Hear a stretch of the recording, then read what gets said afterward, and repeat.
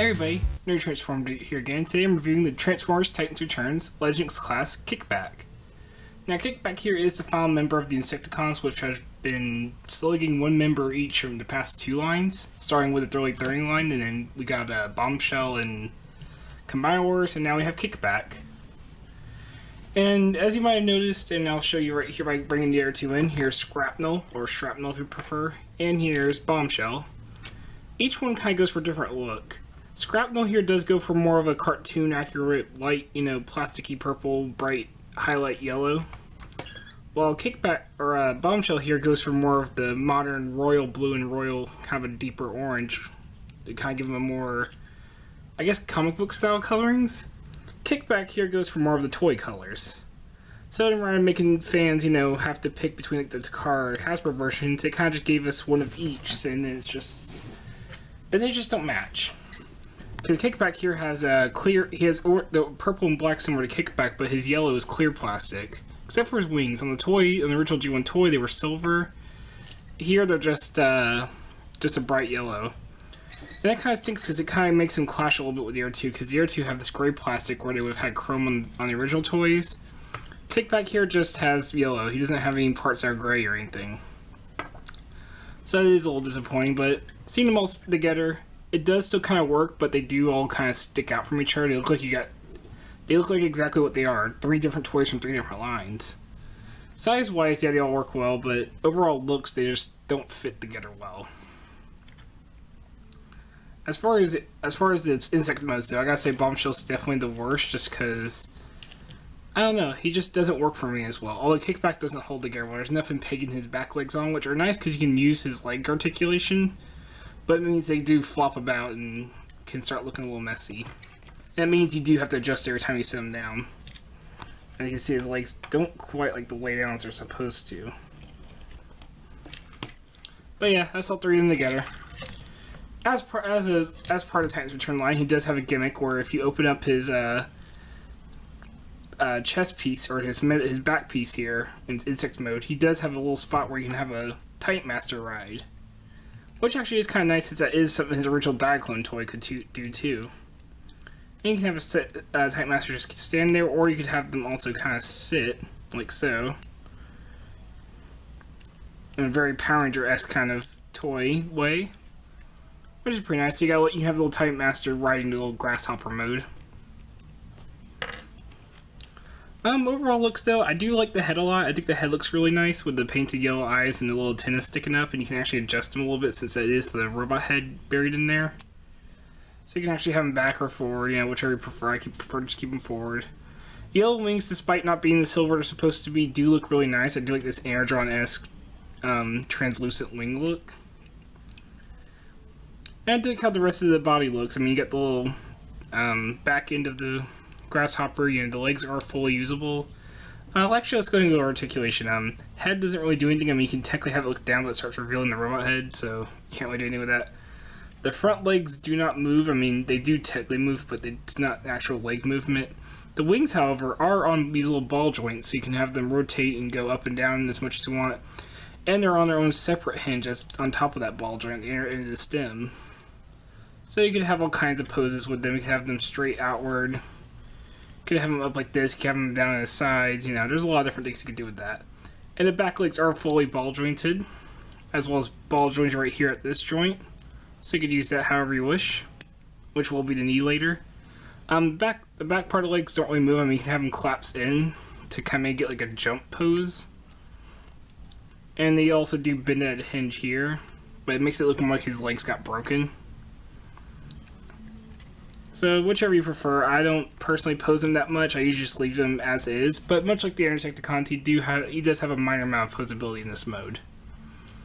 So let's go ahead and get down the transformation. It is basically just a really ramped up version of the G1 transformation. Oh, actually I forgot to show. Here's Insecticon dome for a deluxe comparison. Okay, now we're gonna get down to transformation. As I mentioned, it is very similar to the G1 transformation. I'm going to start with the legs, which do come out on these hinges, or the front legs I should say, like that. And go ahead and take the back legs, bring them forward. You're going to have them kind of collapse in, but also have the leg kind of fold up. And now allow the feet the feet reveal and have the leg legs kind of fold in and collapse. I'll show it over here as well, just so you can get an idea. Kind of just collapses in like that.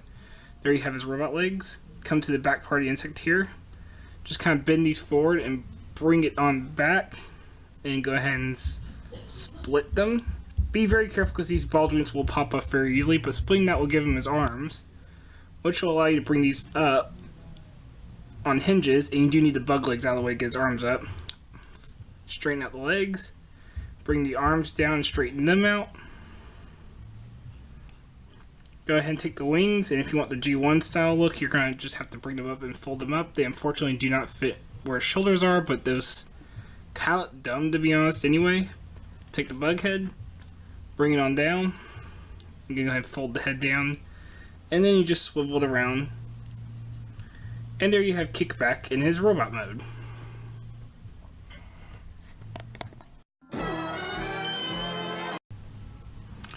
Alright, so let's go ahead and get comparisons out of the way. Just for size, here he is next to a Titan Master.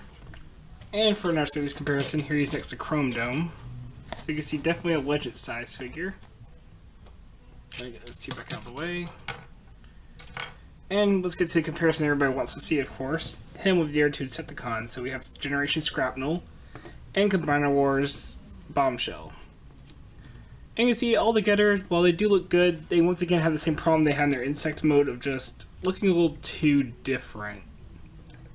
They definitely all fit together scale-wise, Bombshell being about the biggest and Scrapnel being slightly smaller than Kickback here. Kickback and Scrapnel, while they do, one has clear plastic, one the other has yellow plastic, they do still match together really well. Bombshell's definitely the one that sticks out the most. One, he has a lot more gray than the other two, especially compared to Kickback, who has no gray at all. And two, his orangish yellow just doesn't match with the other two, and his purple is just a slight tint darker, with more of a royal purple look to it. So yeah, this isn't really Kickback's fault, it's more of just how Bombshell looks, and I really still don't understand it, but the three don't perfectly match well. I'll still display them on the shelf together, and it's kind of ironic since Bombshell here is actually the least kibbly. And that's one weakness that Kickback has, is he definitely has the most kibble out of the three. Scrapnel did have his legs sticking out the back, but at least they were kind of out of the way around the back to where you couldn't see him too much. And Bombshell, yeah, he has his legs as well, but they're kind of spread out and more thin. Here, he has his legs and his wings and the bug head all just hanging off the back, plus even a little bit sticking off the arms. It's not unusable, it certainly doesn't look bad, I mean, it could be a lot worse, but it is rather kibbly. He also has this weird look of just looking really long and lanky. He just has really long, thin limbs, especially his arms are a little bit too long for my taste. So there are some odd proportions to this figure. The wings are actually posable, so you can have them down more of a normal wing set. You can have them out to the sides. You also have them pointing up at the sides. And like I said, as I had it, if you can want the closest to G1 configuration, you'd have them just sticking up like that, which is usually how I keep them. Fortunately, there's no way to really get them like behind the shoulders like they were in the cartoon, but let's be honest, that always kind of looked dumb. So I'm just gonna keep him like this. I just wish he had a little bit more paint. I do appreciate all the paint he gets on the feet. He gets silver venting on the sides as well as on the foot itself and a little bit of yellow.